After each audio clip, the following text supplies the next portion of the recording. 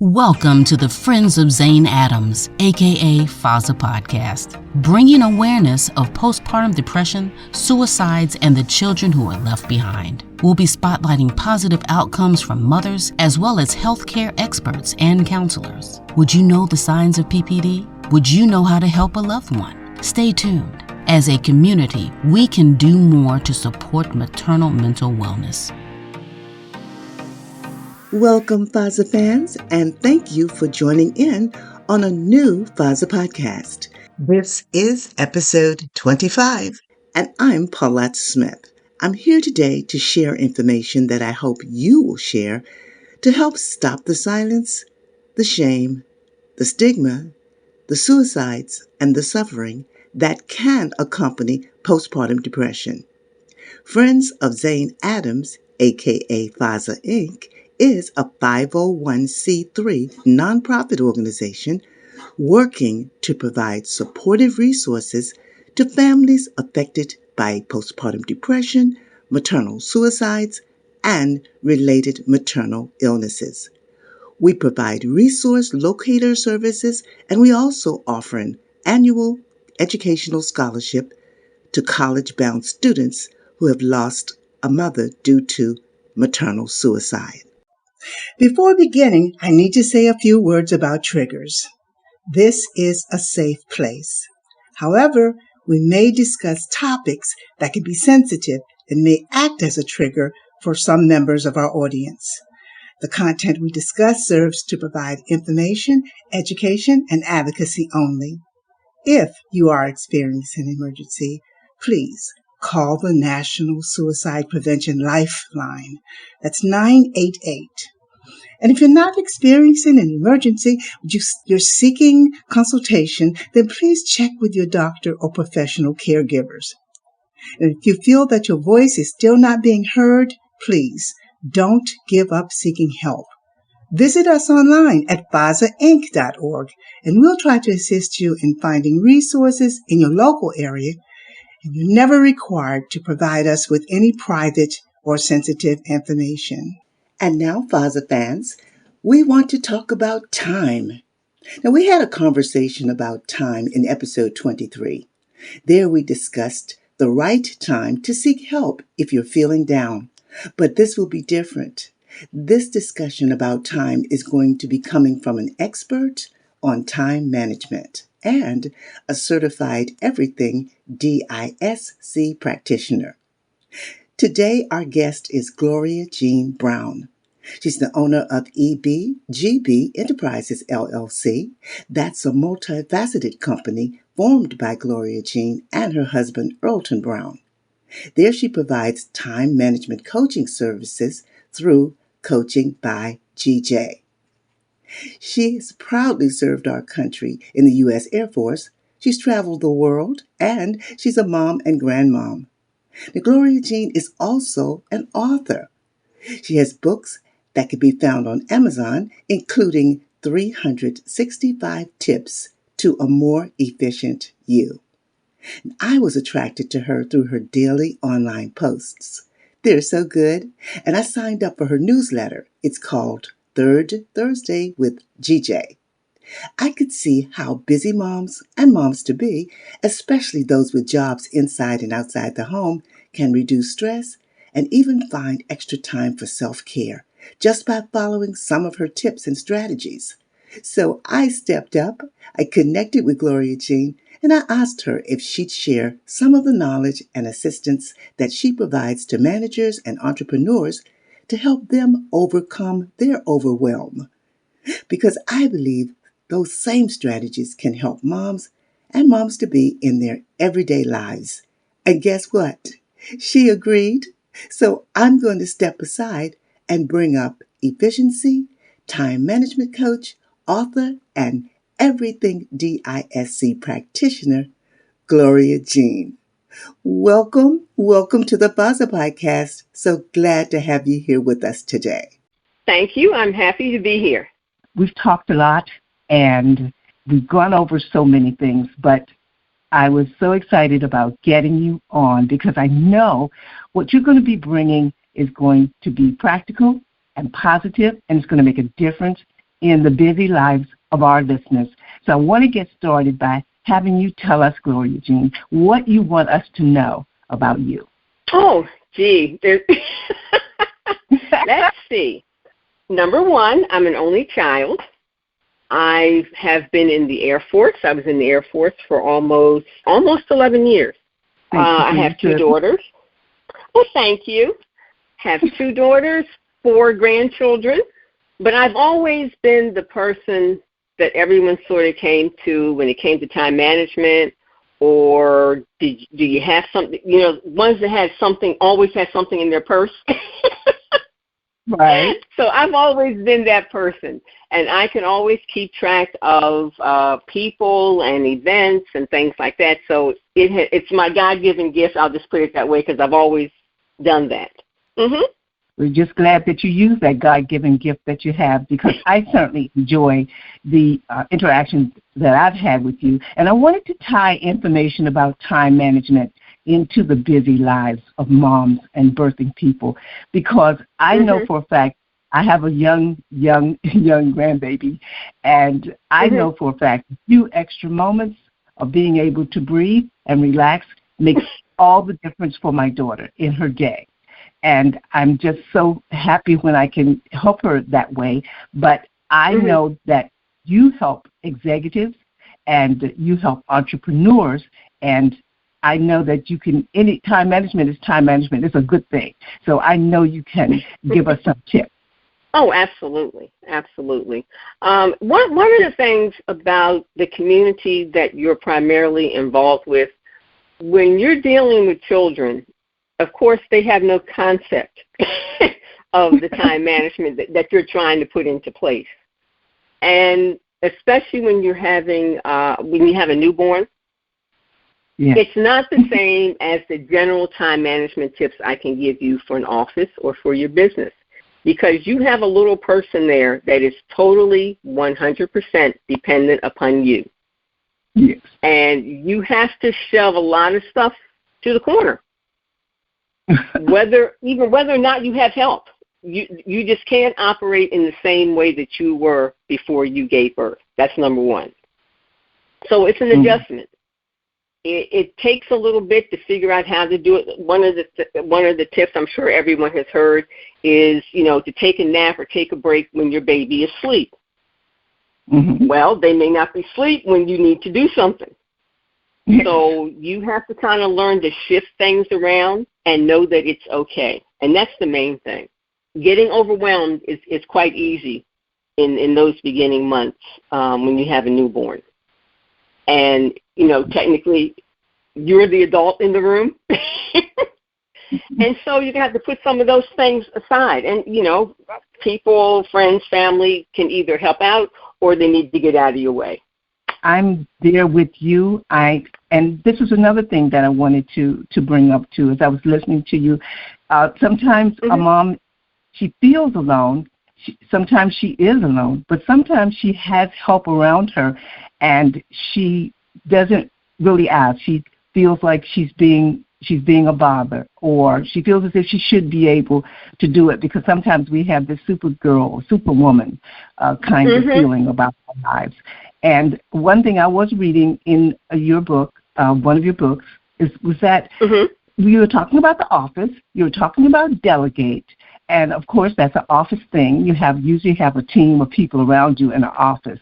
But I would like for young moms and birthing people to think about the people around them as a team as well. If she's always, been in the home, she's never really worked outside the home, she might not have that team thought that way. But it's very good. And when you talk about it, even though you're talking about the office, it's very clear that could translate for a mom has people around her, and getting them to help her out and not being ashamed or afraid to ask for help. No, it's the same thing as it is in the office.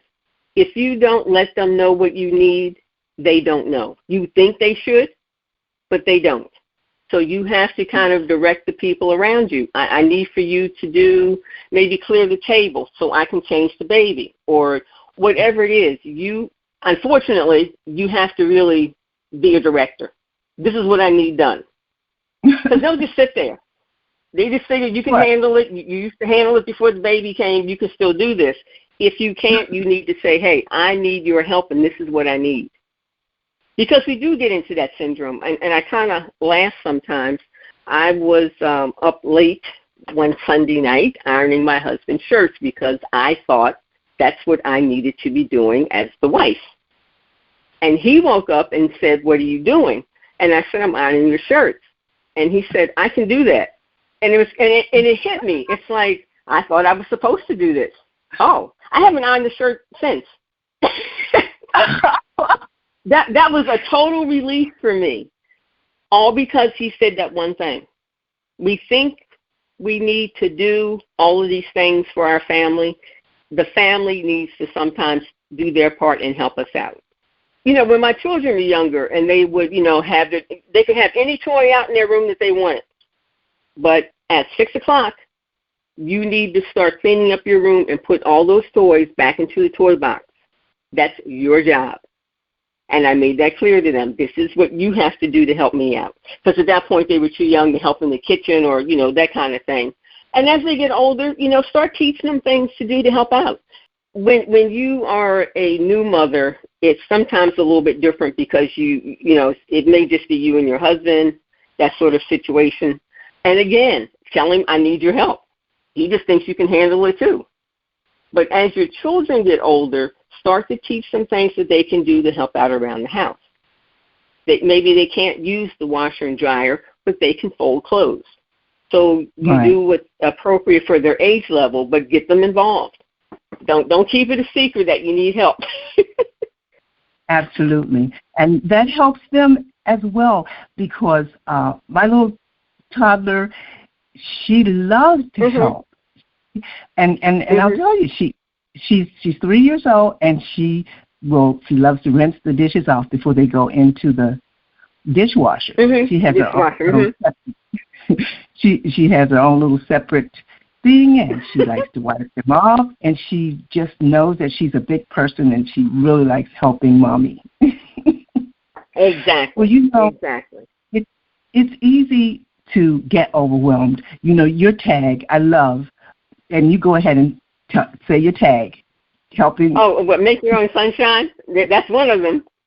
That's one of them, but the one I like best is helping people overcome their overwhelm. Yes, our topic, yes, that too. And there's a lot of ways to do that. The overwhelm comes because of an intense set of emotions, and whether they're negative, being stress and anger, or they could even be positive, joy, gratitude, I have a new baby, this is what I've always wanted. But you have to keep a balance, and that's what we should always strive for. The extremes are not good, whether it's all good or it's all bad. It's finding that middle ground. And, of course, when it is negative, you're feeling unhappy, you don't feel confident in yourself, and especially if it's your first child, you really don't know. It's a little bit different when you have the second one. It's kind of like, I went through this with the first one. You're okay. That kind of, feeling. But the first one, you really don't know. You're not. It's like anything that we do for the first time. Even riding a bike. That's why we had training wheels. Right. To get us used to, going down the street on this bicycle. And then we got better, and the wheels came off, and we were good to go. But Absolutely. you may have trouble making decisions because this is unfamiliar territory for you. So, get help from friends, other mothers that you know, or, of course, nowadays you can Google anything in the world. But get some suggestions, some pointers, make your own decisions about how to handle a situation. But if you're constantly feeling overwhelmed, you need help, and you need to let people know. Right. Because overwhelm can definitely be a contributor to postpartum depression, and especially if mothers, predisposed to be feeling down. And we have a lot of conversations with our moms about speaking up when they're feeling down, and just talking about it can be a great relief, but having someone, like you say, actually help you take action that is another thing altogether. Now, a lot of our moms are working moms, or they maybe having their first child, but they were busy, really busy working women before they decided to start their family, or before they became pregnant. So how would you, or do you have any advice for how they can bring, they might have some time management skills in the office, how they can bring that into their new life with this new person coming in? You got any, any thoughts about that? Yes. Try to have the items that you need prepared, like, the crib, what you need for diapers and all of that maybe in one location that's convenient for you. Yeah. That's definitely one of the things. Also, people need to take, as simple as it sounds, take time to breathe for a minute. It's like, let me stop myself. What is it I need to be doing? I need to change the diaper. Do you have everything there so it's handy for you? You don't have to go running over to get this, the lotion's in the bathroom, the baby's here on the bed. Have everything in one place, which makes it easier for you. And it's just kind of thinking through what I need to do for this particular situation. Feeding time. Kids love to play with their food. Just be prepared for that. Have something on the floor, and have something, you're going to have to kind of let them play around with it because, of course, to them it's new. And, of course, to us as the adult, we just see this big mess being made. But, hey, it doesn't last forever. So it's just kind of, like I say, thinking ahead. If you're putting your child down for a nap, you may need to take that time for some self-care for you. You don't necessarily have to go to sleep. You may want to just sit and have a cup of tea and read a book, or just have a cup of tea and just sit. and take breathe, that time like you to said. do it. Yes, exactly. Take that time to do that. Just like I say, it's a lot of things, and it depends on how wired you were in your work world. But all that's going to have to kind of stop and reshift when you have the baby. Because like I say, it's a totally, new person who's absolutely dependent on you. And so, you can't do some of the shortcuts that you can do when your children are older. Right. Having things in an organized way, like you said, diapers, anything you might need in order to take care of your young ones, especially if you have other little ones around. Because for those who never had the joy of an infant in their life, they may underestimate what it takes to fulfill all of their needs. As you say, they're 100%, especially when they're really, really little. Every single thing is dependent on you, and it can seem overwhelming, especially if, you weren't really, really prepared. I wanted to talk a little bit with you about the work that you do in the behavioral assessment world. Oh, the assessment? I know that you do that with your clients in the work world, but as you said, babyhood is not going to last forever. So at some point, you're going to get a hold of everything that you need to do, and your life will have changed a bit. So do you ever speak with moms in that way, where their life has changed, another whole person is there, and they are trying to then organize things, not so much in the home, but just in their head and in their lifestyle? Well, with the behavior style, and I'll run through those quickly as to what they are. And because of the behavior style, that's how we tend to act. But some thoughts have come into mind, and one of the things that happened for me when I had my children, I was in the Air Force. So I'm in the military, and although because both my children were born C-section, I had 8 weeks home before I had to go back to work. Yeah. But when you go back to work, you are back to work. They don't want to hear, I need to do this for my child, or I gotta leave early to do this. You don't have that flexibility in the military. So Right. you also have to be prepared in certain situations to have very good child care. Now, whether that's a family member, the mother, a child care facility, which I know nowadays is almost akin to having another mortgage. But you have to have that in place, and you also always need a backup. Because if your child is ill, they're going to call you to come and get your child. Right. And you may or may not be able to leave your job. Now, I couldn't. Being in the military, I couldn't say, oh, my child has chickenpox, I have to go home right now. Right. That doesn't happen. Right. So that's another thing to consider is to have that in place, have looked at places really while you're pregnant to see Right. what you're going to need to do when you do go back to work. Because those 6 weeks, 6 to 8 weeks, it goes by really, really quickly. But as far as the behavior style, it's called DISC. The letters are D-I-S-C. D is a dominant person.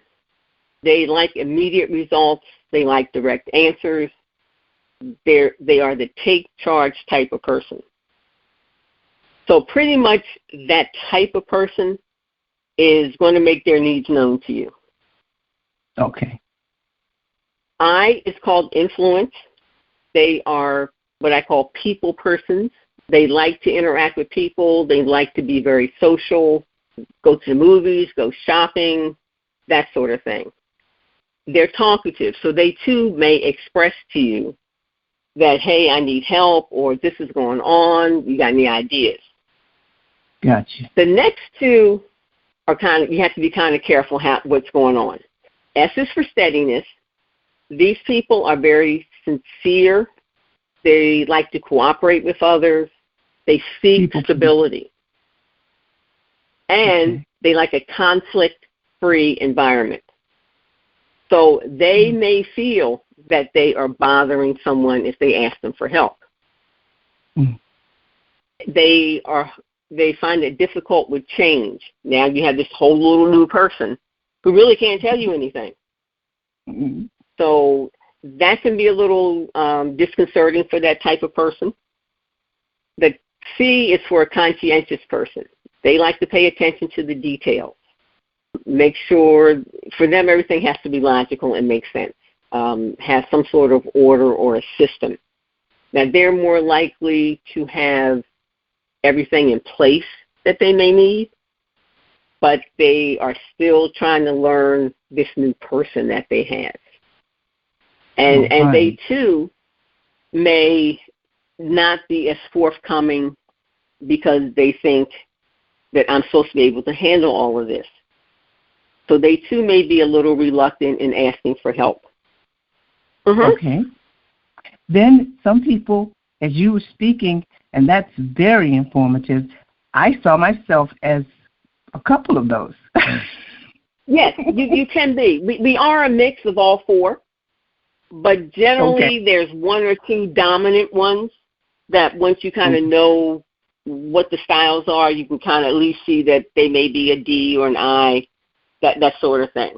So, yes, we are a mix of all four, but generally 1 to 2 can be ones that once we know what the definition is, we can think of people who fit that. Yes.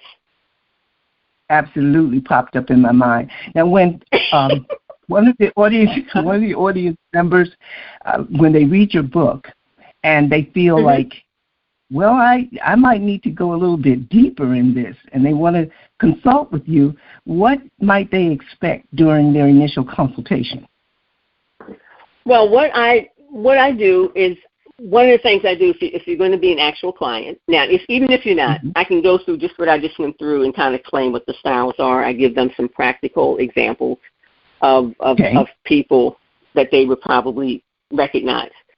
If you're a client, you're going to take the assessment, and then we usually take maybe 15, 20 minutes to go back through it. I have a copy. They have a copy, and they always do. It's like a 20-some page report, and go through that. And then we start working on what some of their challenge areas are. But I try to do it based on their style so they're more willing to make the changes they need to make. They understand now, this is what my style is, this is me. So many times people try to emulate other people. And that's always a problem because you don't know their history. You don't know why they do what they do. Right. You see it looks good to you from a distance, but we all have our little quirks, and you don't know that other side of that person, generally. You just see one particular side. So it's learning how to, if you're a dominant person, you're focused on the big picture. You're not looking at the little things. You're not looking at, I have diapers. Do I have enough? Okay. Do I have everything that I need? Did I set dinner down tonight? They're hungry now. They want to eat, Right. So it's how you manage your day. So how I work with them. While you were talking, one of past guests came to my mind. She has a program. She helps moms in the postpartum period, and I've mentioned her podcast before. And she talks about new moms. Every time a baby is born, a mommy is born, even if she has other children, because every child is different. So right. when you're talking about your assessment with a mom or with a person who thinks, well, you know what, you can help me because you can help me learn myself. You can help me decide who I am. I heard you say, some people try to be more like other people. I think maybe because they haven't found themselves, and now they have another whole human being to kind of deal with. Right. So I encourage anyone in the audience who's listening, I encourage you to look out for Gloria's books and all of the, just a ton of resources that she has on her website. But I still want you to go ahead and, if you weren't finished with your thought about behavioral assessment, go ahead and finish that thought. Well, it's, like I say, so often we're around different people. We don't know this piece about them for sure. We just see their action, and we put a label to it. One of the examples I use, although it's more of a business-related example, is a D-style person. They're very domineering. And the example that always comes to mind for me that people can easily understand is when Ronald Reagan got shot and Alexander Haig took over. That was not his job to do. He was not the next one in line to take over anything. But no one was doing anything. So he said, okay, fine, I'm going to take over and do this. That's a D-style person. If no one's moving, he's going to take charge. Or they'll come into a room and say, oh, I don't like the way this is set up. Let's change this into a U shape. So when you see that type of person and you have these different examples, like I-side people, they are more people-oriented. They want to talk. They're not focused on so much the paperwork side of the office or bills at home. They just want to be social. Let's go have fun. Let's go play ball with the kids. But they don't look at what really needs to take place. So once they know they could be a bit overwhelmed. Yes, exactly. So once you know your style, it's fine. I mean, other people have seen it. They just didn't have a term for it in their head. Because when I first took this, there was a lady in our office, and I said, oh, well, that explains you. And she says, well, I don't do that. I said, yes, you do. And everybody in the room said, yeah, you do. And she was rather surprised. We didn't know what the term it then, because this was all, this was new to me too at that time. But now we have a framework to work with. So when you know something about someone, an S person, for example, they're very, they want to be kind of stroked. They want you to kind of ask how they are. You need, you need a report or you need something. You don't just come in and say, hey, I need this. They want to have how was your weekend? I heard your mother was sick. Is she doing better? You get that over that part. Oh, by the way, can I have a copy of that report? If you don't do that, they think you're rude. Right. Now, the C person if they're working on something, they really don't want to be disturbed. So if you're coming in, come in and ask for what you want so I can give it to you so you can leave. And they're perfectly fine. They haven't been offended at all. But if you come in wanting to chit-chat and they're in the middle of working on something, then they're looking at you like you're rude. And it's like, how do I get this person out of my office? I'm trying to get something done here. Don't they see I look busy? So This kind of gives you a framework to recognize what's going on with the other person, and you act accordingly at that moment. Now, later on, my work is done, or, whatever. Now I have time to be social. I can relax and let my hair down, so to speak. Right. Now, that S person, I found a lot of times during pregnancy, we say, oh, well, she's sensitive, there's hormones or whatever. She might not have felt that way before she became pregnant, but she does need that extra care, that extra stroking, as you say. And if she's not getting that, that can really affect her. And she might not even know that she even needed that because she wasn't that type of person. True. Because your behaviors do, not only your body changes, but your mind and your spirit, your diet, everything changes. And so if you feel like if you know this information, and once again, I tell everyone, check this out and feel free to, connect with Gloria-Jean, because when you know yourself, and other people can see what's going on, but when you know yourself, you're your best advocate. We always say you are your own best advocate, but you have to know the information in order to do anything with the information. As Dr. Maya Angelou said, when you know better, then you do better. But I tell you one thing, imagine how the time has flown by. We have just been talking like we have been enjoying ourselves, and I know I've been enjoying myself. Well, we have. I want you to tell everyone just how they can connect with you, and and invite them to do that. Oh, absolutely. Feel free to always visit my website.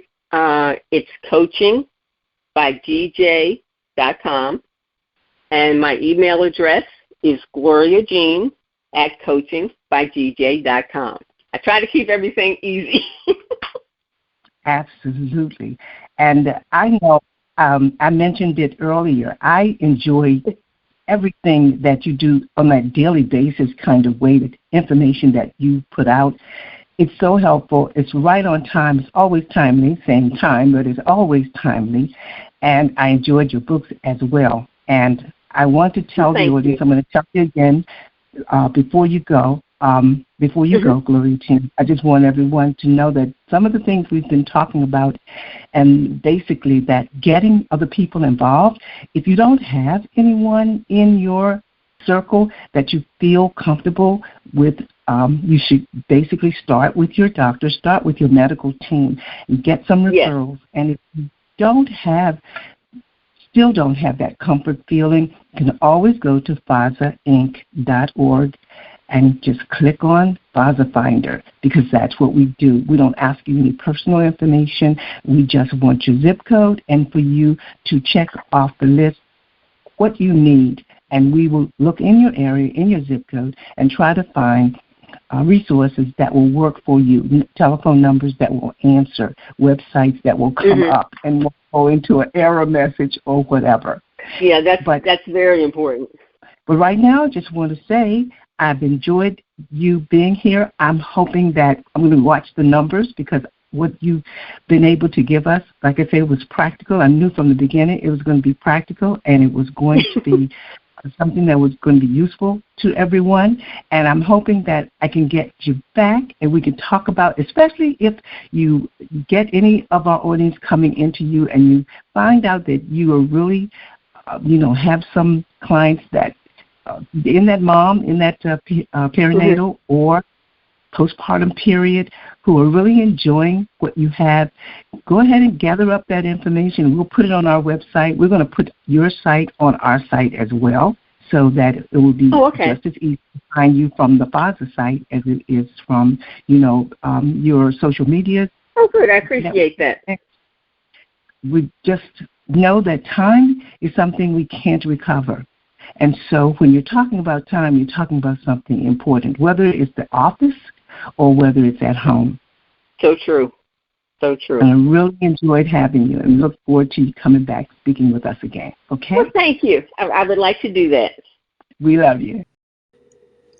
Well, FOZA fans, we want moms to be, current moms, birthing people, caregivers, family members, friends, professionals, and even counselors and coaches to consider how time management can help reduce stress.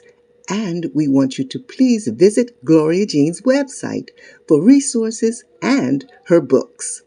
YouTube podcasters, you can see her book covers right here and right now. There's a link below in the description to take you to her Amazon store. Remember to subscribe to our YouTube channel to be first in line for a new podcast. FOZA offers a path for earning volunteer credits, or you can make a tax-deductible donation. And all of your donations go to keeping this podcast alive and growing awareness and advocacy. If you have resources you'd like to share on this podcast, materials that are related to maternal mental health, or ways to comfort the children who are left behind by maternal suicide, please let us know. Thanks again for your help to stop the silence, the shame, the stigma, the suicides, and the suffering that can accompany postpartum depression. This is Paulette Smith signing off in loving memory of Christina LaShawn Thompson Adams. Bye-bye now.